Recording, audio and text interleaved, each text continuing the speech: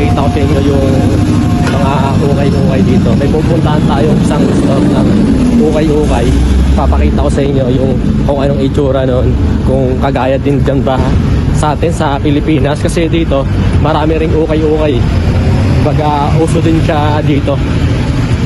Good.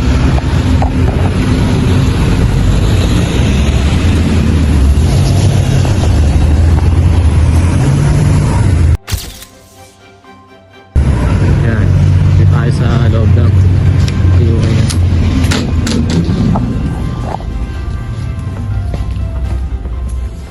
Kagaya nung sa atin, kung ano yung mga ukayan dun sa atin, ganun din dito. Kumbaga kaya lang dito, every season kasi nagpapalit ng panahon, kaya ano, paiba-iba ng halimbawa, pag winter, karamihan puro jacket. Tapos pag mga ano naman, spring naman, yan may mga maninipis lang na jacket, yung mga coat lang. Tapos pagka summer, yan yung mga ano naman, mga t-shirt, sando. Yan. Kung ano yung tinitinda nila dito, depende dito sa season yon. Kaya maraming mga ukayan talaga dito. Pero kasi nga, dito nga sa Paris yung pinaka-passion na, na lugar, na bansa.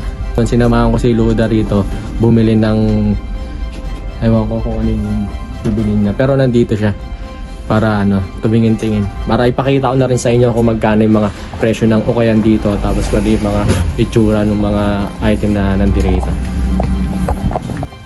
Ayun. Bali yun. Dito sa Paris, baga maraming mga ukayan, pero hindi ibig sabihin nun na kung bakit meron mga ganun. Gawa ng iba't ibang lahi yung mga nakatira dito. Tapos yun, kumbaga marami talagang bumibili ng ukay. Dahil nga baga hindi sa para makatipid eh. Kasi kumbaga practical kasi yung mga tao dito, lalo na mataas yung cost of living dito sa Paris. Kaya kaya practical sila. Tsaka dito kasi sa Paris hindi nila basta-basta tinatapon yung mga lumang gamit. Baga pinamimigay talaga nila, tapos yun nga yung iba binibenta. Baga meron talagang may batas sila dito na hindi nila tinatapon yung mga lumang gamit, ganun. Pinamimigay nila ganun para ibenta. Kahit yung mga appliances, yun maraming ganun dito. Tapos minsan may makikita ka sa kalsada na mga tinatapon ng gamit, kasi marami ditong ganun eh. Kumbaga normal lang dito yon, yung halimbawa may bibiling kang gamit na bago, tapos yung luma mong gamit itatapon mo. Pero ayos pa yun, kumbaga ilalabas mo lang sa labas, tapos yun may mga kukuha na na nag-iinteresado rin na dun sa item na yun. Kaya ayun, maraming may ganun dito. Baga normal lang na ginagawa yung kahit sa mga Pinoy na nandito. Kaya makakaipon ka ng mga gamit, kahit mga appliances, mga TV, ganyang kama, tapos mga sala set. Ganon, makikita mo sa kalsada. Normal talaga na nagpapalit sila ng mga gamit sa bahay. Kaya marami kang makikita ganon dito. Tapos yun nga, yung sa mga damit, yun, pinamimigay nila. Tapos yung kagaya na sa ganito, sa mga ukayan, yan. Pinamimigay nila sa mga parang organisasyon na mga tumutulong din sa mga ibang mga residente dito. Yun, ganun.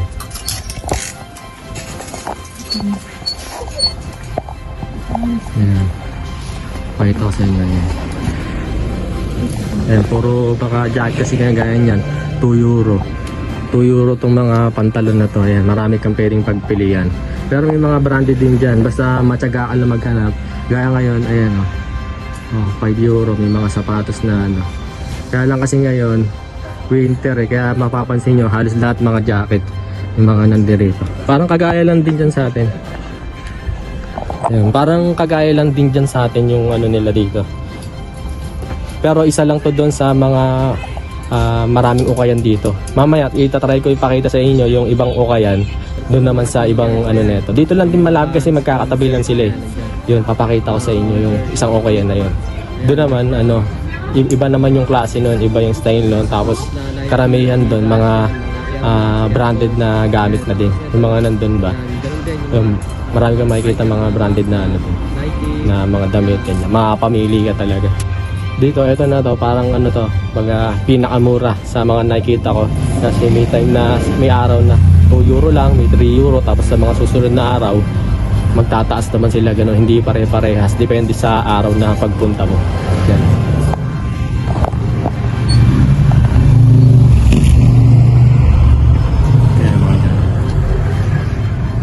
Ayan, namimili siya ng ano. Yeah. Ayan, may nakawa siya. Trip niya yan, parang crop top na jacket na ganyan.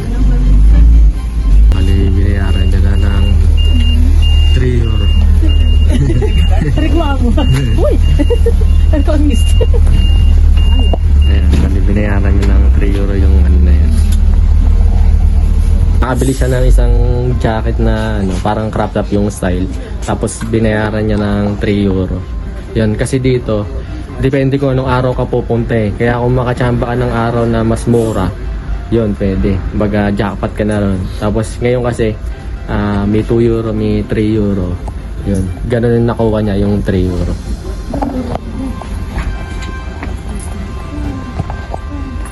YouTube. Da.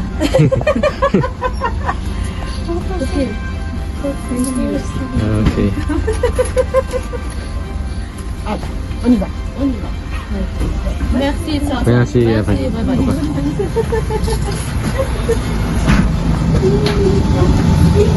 Oh. Ne old Ayan. Kaya yan, may price dito sa labas kung magkano yung ngayong araw na to. Ayan, 2 euro, tapos 2 euro 16 cents. 2 euro, tapos yan, nakabili. Nakali yan, yung ano na yan. Kasi lahat ng bahay dito, ay lahat ng mga establishment dito, sa taas doon, puro mga apartment. Tapos sa baba, puro mga establishment na ganyan. Ayan.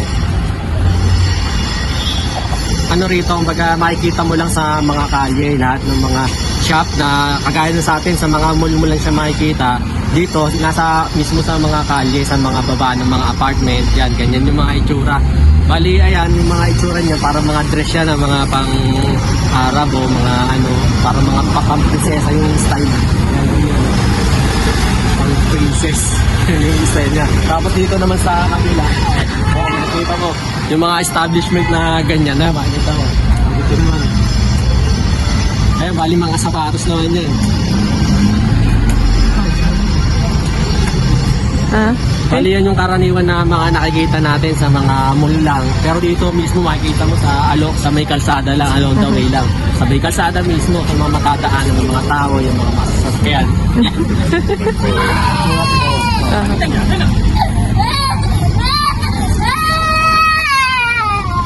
Tapos yan. Di ba? Tingnan mo ang angas, may mga diamanting sapatos. Pati mo sa loob mo. May mga diamanting sapatos. Di ba? Sa atin, sa mga mall mo lang makikita yan.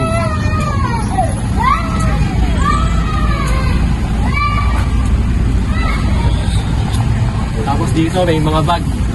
Tapos dito naman sa likod ko yan, may mga bag naman dyan sa likod ko. Diba? Sa kalye mo lang makikita. Gano'n kaangas yun. Tapos dito sa ano, ito naman para mga ano naman siya, mga alahas, gano'n. Yan.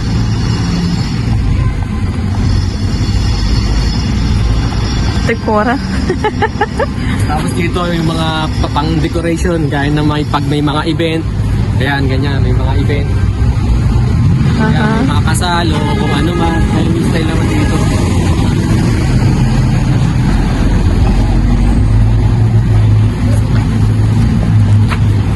Ayan, kagaya nito, yung pang ano rito sa mga kasal, ganyan, mga bigyan. Bali yun, yung pupuntaan natin, yung upayan naman. Ayun doon, nagpakita ko sa inyo. Ayun o. Doon bantay upayan na yun o.